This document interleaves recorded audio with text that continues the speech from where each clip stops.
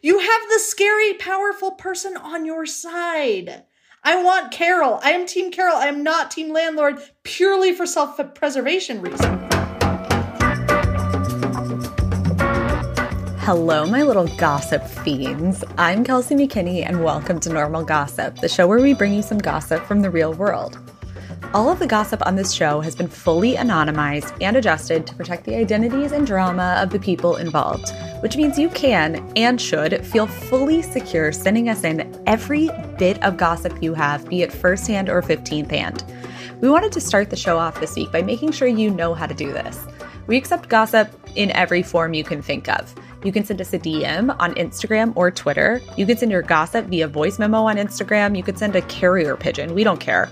But the two main ways we love to receive your gossip are through our email at normalgossip@defector.com and to the special voice mailbox I set up just for y'all. Call us at 2679-GOSSIP at any time of day or night and leave us a voicemail. We might use your gossip on the show. I should warn you, though, the voice mailbox cuts you off at 3 minutes. But don't worry, if your gossip is juicy, we'll get in touch for more intel. Okay, no more business. Let's get to the pod, shall we? This week, I am delighted to have on my close personal friend, Megan Greenwell. Hello, Megan. How are you? Hi, Kelsey. It's nice to be here with you.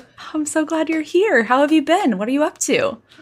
I'm living in the woods, a surprising amount of gossip in the woods, which I'm sure we will get to. Why is there so much gossip in the woods? I think there's so much gossip in the woods because I now live in a very small town, and so everybody knows each other, and that leads to all sorts of wild and wonderful gossipy situations. Can I tell you one? Please, I would love to hear one. Okay, so for context, we've only lived here for like a year, so we're not as plugged in as a lot of people are. A lot of people have lived here for decades. But when we moved into our house, we had a couple of dead trees on our property. And so we got a couple of people to come out and give us quotes for how much it would cost us to remove these dead trees. Turns out, taking out dead trees is really fucking expensive, like thousands upon thousands upon thousands of dollars. Wait, I have a question. Did the trees need to be removed because they were in danger of hurting the house? Correct. Okay. Yeah, they were going to fall on my house. So it's not like you can just kick it down the road and remove the trees eventually. They needed to be removed now. Yeah, one was going to fall on my bedroom, and every night I went to sleep before we had the trees taken out, I would like have visions of this tree falling on my head and killing me. I was pretty convinced for a solid few months that was how I was going to die. That's not a great way to go, really. It's really smashed by a tree and sleep. Seems bloody. My dog sleeps in my bed. You know, it would just be very bad. He doesn't deserve that. No. Anyway, so we get a couple of quotes. One is dramatically less than the other one. How dramatic? I'm trying to remember, but I think we're talking about $2,000 versus $4,800. Tons of huge difference. Big difference. I quit my job in the spring and I'm freelancing, so I have less money that I have at some points in my life. And so, not paying $4,800 to remove dead things seemed nice to me. Also, it's not like you're paying $4,800 to like add value to the house, right? It's not like you're like, oh, I'm going to have a nice new kitchen. It's like, I just don't want to be crushed in my sleep. Exactly. Yes. So what happens is we get these two quotes and then we go out of town for a few weeks and we come back and there are 5 trees gone. Excuse me? Now, what we had done was we had gotten quotes. We had not told either of these people that we would like to remove the trees. You hadn't signed anything. Oh, certainly not signed anything, nor any verbal agreement. Okay. And, in fact, there were only 3 dead trees on my property, and yet 5 had been removed. Someone has stolen 2 of your trees. Correct. And it turns out that it was the $4,800 man who had removed our trees without our permission. Okay, so this is a bad situation, right? But this is not gossip. Where it becomes gossip is that we initially said to this man, sir, we cannot pay you for this work that we did not authorize you to do. At which point, this man, who is very plugged in to the community, unlike us, goes around telling everybody that the new people are stiffing him. Yes. So we start hearing from multiple people we know, hey, why the hell are you stiffing so-and-so? And you're like, this man stole 2 of my trees. Correct. And we tried to explain, and everybody's sort of like, well, you have to work it out. That's how business gets done around here, blah, blah, blah. What? It was a nightmare. And there are only like 2 bars in town. And this man hangs out at both of them, it became clear. And so he would tell everybody at the bars that the new people in town were stiffing him for tree removal work. And we couldn't go to everybody. Like, we can't find everybody. We don't even know everybody. And say, hey, just, we heard you heard that bar story.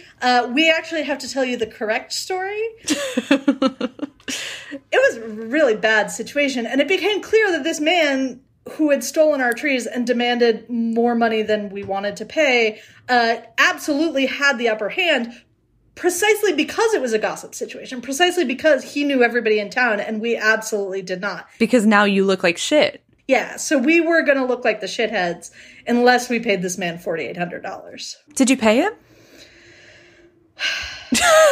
You paid him. Well, an agreement was reached under which we would pay him his $4,800, but he would also do some additional work for us. So we would get like some extra stuff out of it. Now, he has not done that additional work yet. So it's possible you just got scammed. Absolutely. Honestly, I respect and fear this man for his ability to create a full whisper network of just drama before you even have the opportunity to fight this. It's incredible.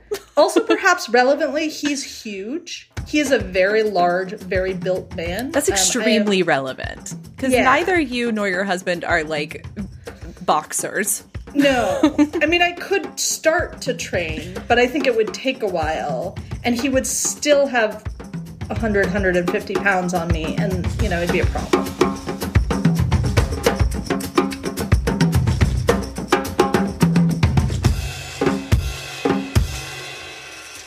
What is your relationship? I mean, obviously in this situation, you're having a bad relationship with gossip, but in general, what is your relationship with gossip like in your life? Do you like it? I love gossip. I like to think, probably everybody likes to think this, but I like to think that I don't love gossip for nefarious or cruel reasons, but I love gossip as just sort of the lifeblood of communities and the thing that bonds friendship. I think, you and I, Kelsey, are very good friends in part because we gossip a lot. We do love to gossip. Sometimes on multiple platforms at once. And I think, part of my relationship with gossip, I was thinking about this morning, is I think my mother has a really good relationship with gossip. My mother is a very good person and a woman of the cloth. She's an Episcopal priest. And so she would never gossip in a cruel way. She is the least cruel person I know. But, she gets kind of giggly and excited and 13-year-old when she hears something juicy. And it's really delightful. I was recently sitting on my mother's deck with her after my father's funeral. And we were just trying to talk about anything that wasn't the fact that my dad had just died. And I mentioned somebody who I didn't know, but I knew she knew. And I knew a connection, Okay. And my mother just gets this glint in her eye. And she goes, oh, him? That man is a hack. And then she just starts giggling wildly. It was truly one of my favorite memories of my mother. It was so nice. And then she gave me all the details about him being a hack. This is so funny because I know that your mother is in the Episcopalian Church, and I obviously also grew up with a clergy member parent. And so I had written down if I to ask you whether or not you had grown up with the demonization of gossip, right? This kind of idea that gossip is a sin and gossip is bad and gossip is women's sin on earth. So it's very funny to hear you say no, my mom is an absolute killer gossip and she has all this intel, because nobody has better gossip than pastors. Yeah. It's maybe pastors and therapists. I think Episcopalians really love to gossip. We're a drinking people, and I think that helps. And Like, Episcopalians are, like, sort of famously wealthy. Like, it's one of the wealthier Protestant denominations, but obviously not all Episcopalians are wealthy. But, you know, I think those class divides within the Episcopal Church really sort of help fan the flames of some quality gossip. And if it's, like, the people without much money gossiping about the rich people, like, I am 100% in favor of that kind of gossip, which gets to your point about one of our favorite kind of gossip being who has secret family money. Yeah, we love that. That's our favorite conversation. Is like, if you have secret family money and you're listening to this podcast, we know. We will find out. Or, yeah, we know or we will know. But we have a good running list. We really do have a pretty good running list at this point. But I think that goes to your point earlier of what you said about, like, we don't like gossip that hurts people, right? Like, there's some gossip that we get that we're both like, ooh, this sucks, right? Like, I don't like knowing this. I don't want to tell other people this. Like, this feels bad. But luckily, I do have a good gossip story for you that I think you're really going to like and that is not nefarious at all. Would you like to hear it? Yes, 100%.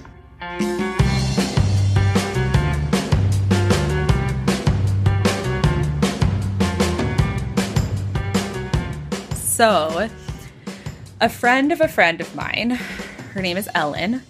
She's like in her mid-30s, and she started dating this guy like in January before the pandemic. So January of 2020. And they got like pretty serious pretty quickly, right? Like, she was like, oh, I really like him. Like, things are going really well. She starts spending most of her time over at his apartment. And a group of her friends was like, we're never seeing you. You're always gone. You're always at his house. We want to go upstate for a girls' weekend. And she was like, cool. So she went upstate with them, only to come back the next week and find out that it was this guy she's been seeing fairly seriously, his 40th birthday. Oh. And so he spent his 40th birthday alone, which is like tragic, right? And also extremely relatable to anyone who just lived through the last year. Yes. So she felt really bad, but it kind of like, they got through it, whatever. It's not really that big of a deal 3 months in. Things kept going well, right? And they're kind of like, this is ridiculous. Like, why are we living in separate places? Things are going well. We should probably move in together. And so they moved in together. They moved into this apartment and they were like, oh, this is perfect. They live in like a mid-sized city on the East Coast. And they had been looking around for months because it's impossible to find apartments in general. And they found this place that was like a little 4-unit building. And there's great light, wood floors, big space. The only problem is it's like not fully updated, right? Like, the oven is really old and like maybe the broiler doesn't work and like there's no microwave, right? There's like some little problems, but they're like, you know, we're wasting all this money paying rent to live apart when I just sleep at your house. So like, we're going to move into this apartment. Literally the only downside of this apartment is that the hallways are filled with boxes. Their boxes? No. So when they moved in, she was like, oh, somebody else must also be moving in. But there are all of these boxes in the hallway, and she just expects that they're going to disappear. Mm-hmm. So over time, they're like, it's so weird that these boxes aren't leaving. Like, there are just tons of boxes in the hallway, and they're coming and going, right? It's not like they're just sitting there. And they're like moving boxes or like Amazon boxes? Both. So there's big boxes and small boxes. And she's looking at them. And, you know, because they're coming in and out, it takes her a while to realize that they all have different names on them. They're addressed to the building, but the boxes themselves don't have an apartment number on them. Okay. And a lot of them have like little business names on them, right? So it's like Wiccan Goods and Woman in Red and Blood Boutique. And she's like, this is weird. I don't know about this. I'm not going to touch these. And are even the moving boxes like addressed like this? Yes. So all of the boxes are either coming in to these corporations or they're like, they seem to be ready to go somewhere else. Got it. Right? And she's like, this is so weird. It's like super annoying. They live in the kind of city where it's like really easy to bike places. So it's like they're having to lift their bikes, right? Like over these boxes. Yeah. And it's not just the boxes in there. So they live on the second story, right, of a 4-unit building. It's not just the boxes are on their floor. The boxes are also on the floor below theirs. Okay. So the boxes are in every hallway. So it's like you have to bring your bike in. It's like a pain in your ass, right? You have to lift it up and carry it up all of these stairs. And she doesn't know who is bringing the boxes? Like, are they coming through the mail? She has no idea, right? So she's just like looking around. She's like, this is so annoying. I hate all of these boxes, but like the rest of the apartment is great. It's always quiet. No one's annoying her, right? Like she's like, my apartment's great. I have no problems with it. The landlord leaves me alone. I'm thrilled. So we come up on the year mark and she's like, you know, my boyfriend didn't get to have a 40th birthday. And I missed that and I wasn't there and I'm going to throw him one. I'm going to invite all of his friends. It's going to be great, right? But, you know, we have this conversation and she's like, I don't know. I feel like it's rude to have a party in a 4-unit apartment complex without asking my neighbors if it's okay first. Like, I don't really know the rules. I think it's nice, sure. So she goes downstairs and she's like, you know, I'll start with these people. She knocks on the first door.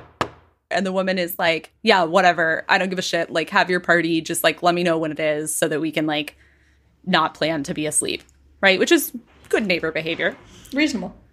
She knocks on the second door downstairs. And her neighbor is like, you know, I don't have a problem with it. But I don't know if Carol is going to go for this. Carol. And so my friend Ellen is like, why? Is it going to be a problem because she just like doesn't like noise? And Carol is in the 3rd unit? Carol is in the unit across the hall from her on the same floor.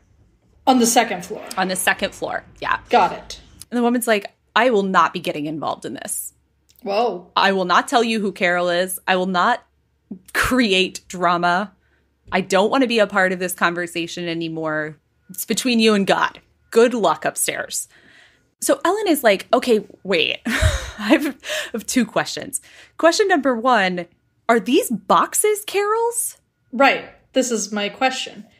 And the downstairs neighbor is like, I told you, I'm not getting involved with this. I will not answer any more questions about this.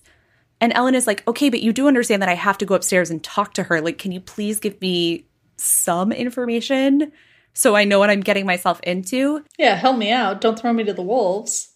And she's like, no. Her last name is on the mailbox downstairs. I would Google her. I'm out. Ooh, Google her. Okay. Okay. So Ellen is like, oh, Jesus Christ. Like, this must be some neighbor feud. I mean, I do think Ellen's first mistake was not that we're judging our friend Ellen here, but not automatically Googling all of your neighbors is wild to me. Well, okay. It's important to remember that some people are not crazy in the exact same way that you and I are. They do not move into a building and immediately Google every single name on every Amazon package the way that we do. Some people respect privacy and are like, you know, other people live here. That's fine. What's that like? Okay, move on. Cannot understand it. So she's like, you know, maybe this is some like old school feud. Maybe this is just because like Carol lives above her and this woman hates her. So like, I'm just going to go upstairs and knock on her door anyway. So Ellen goes upstairs and she knocks on the door. Nobody answers. She knocks again. Nobody answers. She's like, fine. I'm going to go pick up dinner. When I come back, I'll knock again. She goes, she picks up her dinner, she puts it down, she comes back in the hall, she knocks again. And now she can hear movement on the other side of the door. You know, like when someone has a dog and you can hear like the little clicking of their nails, she can hear like something moving in the apartment. So she's like, I know you're there, I just have a question. She knocks again and she sees that little thing, the little eye viewer slide to the side. And she's like, I'm just trying to talk. Like I live right here across the hall. And so Carol opens the door, but like only, you know, like enough for her face to fit through. And she's like, did the landlord send you? Oh. And Ellen is like, no. Why would the landlord have sent me?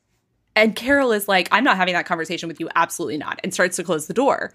And Ellen is like, wait, no, I'm here to ask you one question about a party. Like, I'm hoping to have a party across the hall from you in a couple of weeks, and I wanted to see if that would be okay with you. And Carol is like, absolutely not. I don't want anyone coming into this apartment or out of it that doesn't live here. What if my boxes got damaged? Ooh. So now Ellen is like, okay. So now these boxes I know belong to Carol. So she's like, Carol, what if you just moved the boxes into your apartment instead of them all being in the hallway? And then we could both have what we want, right? You move the boxes into your apartment. I get to have my birthday party. And Carol is like, I can't move them into my apartment. There's no room in here. And she opens the door and the apartment is full of boxes. Of course it is. Like floor to ceiling, right? And like anyone who has lived in an apartment complex, this is a glimpse into an alternate version of your life, right? So, of course, Ellen is like peering in there. And she's like, oh, interesting. Carol has nicer appliances than me. Ooh. Right? She's like, that's a new fridge. It's a new oven. It's a new microwave. Kitchen looks like it's been redone. Like, that's good to know, right? Which as a renter, you're like, cool, ammo. Great. I will take this for myself. I will use it to my advantage. She's like, fine. Okay. We'll pick this up later, right? I'm not going to fight with my neighbor in the hallway. She's like, okay, you can't move the boxes, but like, I'm still considering having the party because I live here too. So now Ellen is like, it's time to Google. How has she made it this far? Unclear to me. Right. She's normal. She's a normal person. I know. It's very confusing. So she goes, she Googles Carol's first and last name. When you Google someone who lives in your building, what usually pops up for you? A LinkedIn, sometimes ideally an Instagram that's unlocked. Yeah. Some bio on a company site. Yeah, maybe a Facebook page, right? It's just like social media links and like things that you can use to investigate them as a person. What pops up when she Googles Carol's name is 2 full pages of local news articles. Ooh, we love it.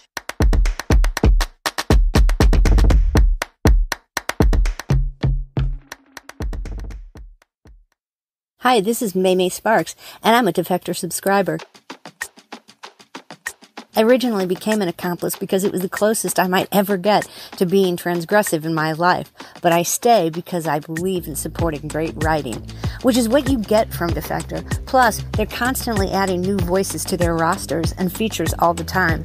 If you want to support Defector and get your first month for 99 cents, go to defector.com/normalgossip.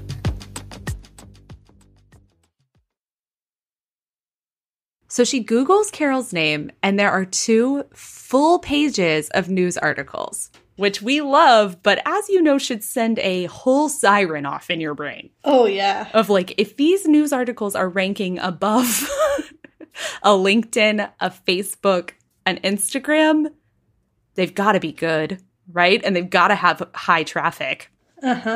So not being an idiot, Ellen is like, you know what? I'm not going to read the first one. I'm going to go to the news site and I'm going to search her name and I'm going to look at them in chronological order. Oh, wow. That's a good move. It is a great move. And right? It shows a lot of willpower to not just automatically This is click. the whole thing with this girl is I'm like, how did you do this? Ellen, tell us your secrets. Ellen, what's the secret to sanity? Please, Yeah. please share with us. So she goes and she like has them in chronological order now, right? And what she learns is that Carol moved into the apartment 5 years ago. And she moved in during a recession when the landlord was having a really hard time getting people to move into it.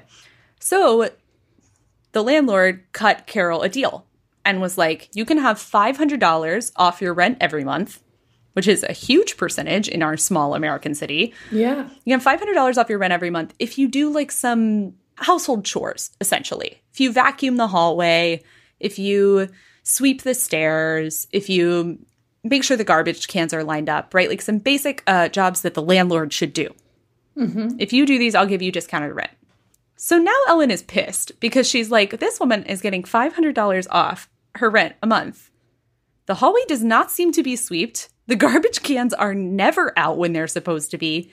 And she has new appliances. Like, wait, but why are there news articles about this? wait, we're getting there. Please. Oh, sorry. Please be patient. She's like, this isn't fair. So she keeps reading and she finds out that Carol has been operating a knockoff essential oils Amazon company out of her apartment. Is this good? No. Does the landlord like it? No. The landlord especially does not like it because Carol has been shut down by Amazon 5 different times, which is why she continues to have to keep making up pseudonyms. And this is what the news articles are about? And this is what she's finding out in the news articles is that she's been doing all of these things, selling all of these things out of her apartment. And the landlord, because he is mad and because he is like, this is annoying, all my other tenants are complaining, tries to evict her. Because that's what landlords do, right? Wait, clarifying question. Yes, please. So they're knockoff essential oils. Is Amazon banning her because they're bad? Or, like, why is Amazon kicking her off? Amazon is kicking her off for fraud. So, like, a popular essential oils brand is doTERRA. Our friend Carol would have her little, like, company name as, like, doTERRA. Oh, I see. All the branding looks exactly the same. All the images are exactly the same. She's taking the copy off their websites, right? Like, she's running a pretty good scheme here. What I'm hearing is that Carol's really good at Photoshop, and that's a good neighbor to have. Agree. But this article is 2 years old. And Carol's still here. So clearly this didn't work. So she goes to the next article, and the next article details how Carol, having lived in the neighborhood for 5 years, was a part of a Facebook group full of, like, people who lived in the neighborhood, a lot of whom happened to be lawyers. So she had gone into the Facebook group and been like, my landlord is trying to evict me because he hates me. What can I do? Oh, my God. So the lawyers, being lawyers, immediately connect her to, like, a tenant rights organization, right? So the tenants rights organization is like, you can't evict her because there are laws that say you can. Sure. So, like, this is not a valid reason to evict her, essentially. And the landlord is like, fine, I'm raising your rent to market value. Mm-hmm. So now you have to pay $500 more a month. Because the landlord, like, you can't just say you have to do chores to have your rent reduced. He's like, well, we agreed that she would do these chores, and she's not. Oh, idiot landlord. And Carol is like, well, I can't do them because of my nerve disorder. So this is illegal. You can't evict me. And the landlord is like, fuck. Like, and this is all in the news coverage. So this has happened pre-Ellen moving in. yes. And not only is it all in the news coverage, the local paper, bless them, has open comments. So not only is it in news coverage, but the landlord and Carol are both in the comments fighting. Yes. So through the comments, you know, Ellen learns all sorts of shit. Like the fact that in the court documents, the landlord said that the apartment was 750 square feet, and Carol measured her whole apartment with a tape measure and found it to only be 654 square feet. So she claims that her rent should be reduced. She finds out that not only did, like, Carol not do any of these chores, but she also, like, is behind on some bills and shit, right? There's just tons of drama. Okay, now I have a really important question. Yes. Which is, so this all started with Ellen trying to plan a birthday party presumably on the DL from her boyfriend. Yes.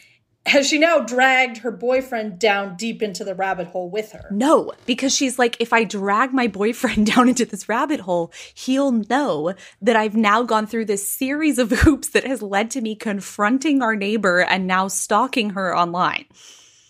But that's what normal people do. No, Megan, it's not. Right, we've been over this. We've been. The problem is it's not.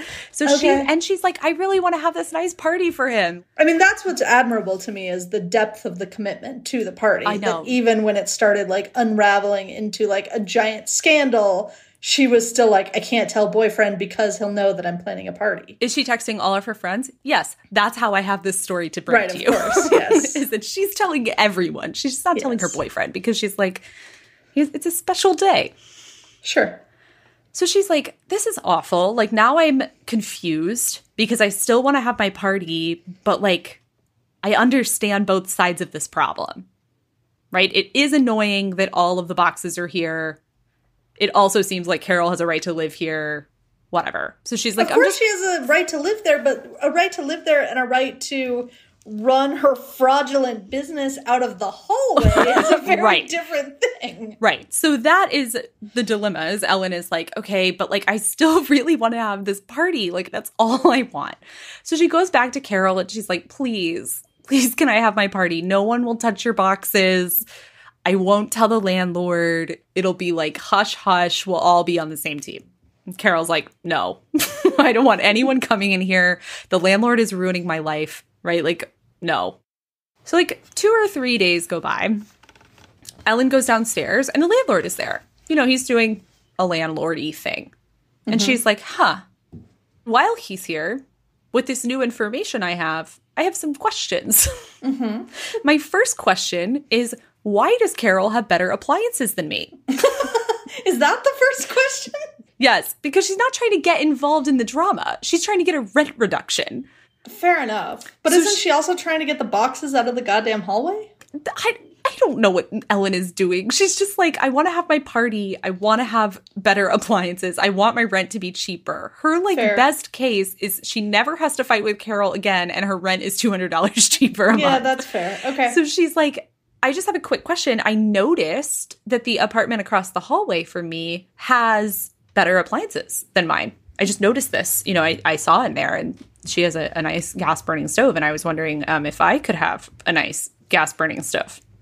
The landlord turns beet red, right? Like, he's furious. And he's like, this damn Carol, like, she got to you. And Ellen is like, what? No, I didn't even talk to Carol. Like, I literally just want you to get me a new stove. And he's like, well, I didn't even get Carol that stove. She hauled it up the stairs by herself and installed it. And this is the whole problem, right? She pretends to have this disability. She pretends I can't evict her. And meanwhile, she's replaced all of the appliances in her apartment. With appliances she bought herself? With fancy appliances, apparently. Wild. Well, she might have scammed somebody else out of the appliances, but yeah, okay. Yeah, I mean, a woman like this is very powerful, and I fear her. So I do too. Don't know where she got them. But Ellen is like, oh no. Okay, so now I have accidentally inserted myself into this drama. And the landlord is like, I mean, do you agree with that? Oh no. Ellen is like, this is like a Italian man in his 60s who is like fairly built. She's like, I don't want to fight this man. So she's like, I mean, yeah, I guess. And he's like, oh, great. I have a proposition for you. What I need is to get proof that Carol is moving these boxes in and out of her apartment freely, which would then prove that she is not disabled. The landlord is like, what if I got you a Ring doorbell and you simply installed the Ring doorbell, and then I could have video of Carol moving these boxes in and out, which she must be doing because they keep leaving and coming. Oh, no. And then all my problems would be solved and you can have a new stove, right? Okay, first of all, legally, I feel like this doesn't even hold up because, like, people are disabled in different ways. Yes. You can be able to lift boxes and still have a nerve disorder. Like, Yes, exactly. Okay, but so we're not explaining this to the landlord. No, we're not explaining this to the landlord at all. So now, this is where our story comes to an unfortunate end. Is that Ellen is left with this decision of what do you do? Wow. So what does she do? That's my question for you, is what should she do? I mean, you've got to say no. You've got to say no. Why? Because getting your landlord to bribe you to install surveillance technology in your home is crazy. And what you need to do is run out the end of your lease and just move the fuck away. Right. So I think that's the thing that keeps tripping me up is I'm like, the Ring doorbells are bad, right? Like, so bad. Hands down. Ring doorbells, unethical, bad, surveillance state. Do not put them in the hallway to your apartment, right? And like, literally getting them to spy on somebody. I mean, I guess that's sort of always the point, but like usually there's a justification for the Ring doorbell where it's like, I want to make sure my package was delivered, or I want to make sure somebody's not trying to break in or whatever. In this case, it's like the most extreme case of an already bad thing where it's like, I want you to install spy technology to spy on someone. Yes. Which feels bad. Bad. So bad. At the same time, who knows what Carol is capable of? And our friend now has to live with her. Right, but who knows what Carol is capable of, so pissing her off by installing a Ring doorbell, which Carol can see, because as we've established, she is very powerful and clearly not a moron, like, real bad. Oh, you need to just, like, stay all the way off Carol's radar. Yeah, no, I completely agree with you. In fact, I wonder if there's some argument that you should go to Carol, and this is crazy, but maybe you go to Carol and you say the landlord asked me to do this, and I said no, and that way, 1, you get your party, because Carol is now ingratiated to you. 2, you have the scary, powerful person on your side. I want Carol. I am Team Carol. I am not Team Landlord, purely for self-preservation reasons. This is a good strategy, and I like it. Ellen tells the landlord no. Okay, good. Ellen is like, I am not putting this surveillance camera in my hallway. No, I don't want to. What Ellen does is she repeats what her downstairs neighbor said, and it says, I do not want to get in the middle of this. I will be living here peacefully. I'm uninterested in this. But now she has one more question, which is, do you throw the party? Right. Well, this is where my strategy comes in, right? You tell Carol about the I think this landlord, is a good strategy. Right? But can you have it if you don't tell her? Right? Like, it does seem kind of dangerous to align yourself with the person the landlord is trying to evict on some level. Yeah. I mean, I think you have the party, because, like, what's she gonna do? And you just tell people to, like, be extra super careful around the boxes. Also, like, there are bars. You could just have the party at a bar. That's probably the way to do it. Right? So, yes, you have arrived at the same conclusion that Ellen arrived at, which is, I'm staying out of this. We'll have the party at the bar. Amazing. So now she just has to live there. She gets no party. She gets no nice stove. The landlord is now skeptical of her. Yes. Carol deeply distrusts her. Yes. Ellen's really lost out in like 17 different ways here. But her boyfriend was really happy because he got a surprise party at a bar. So okay, congrats to him. That's sweet. I like that. Megan, thank you so much for coming to hang out and gossip with me. Thank you for doing it. We gossip so much every day that it's nice to do it for other people this time. Yeah, congratulations to the listeners. Yes. If people wanted to follow you on the internet, where could they do that?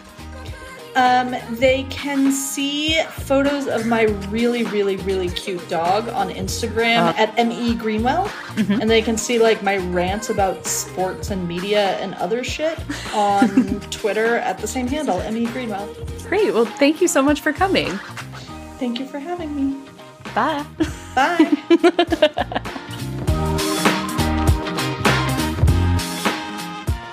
Thanks for listening to Normal Gossip. If you disagreed with Megan and I's opinions or you have a gossip story to share with us, email the podcast at normalgossip@defector.com.